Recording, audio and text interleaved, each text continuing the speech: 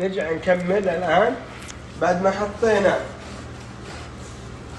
البصل والطماطم. نجي نصب الصوص عليها اللي عملناها، نصبها دار مع دار، ونزيدها طبعا مويه شويه عشان الكميه كبيره.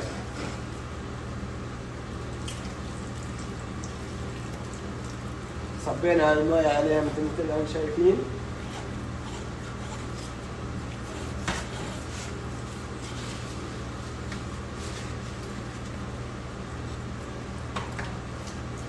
نضعها الآن ونجي نحط الثاني باتجاه المعاكس.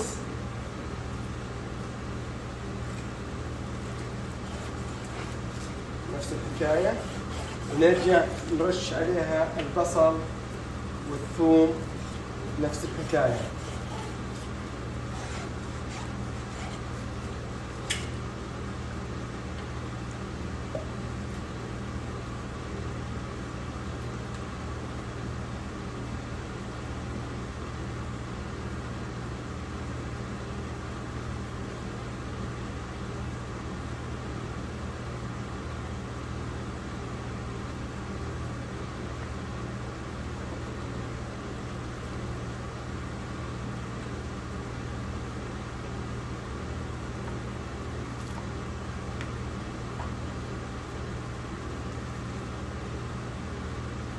نفس الطريقة، والليمون برضو نفس الحكاية.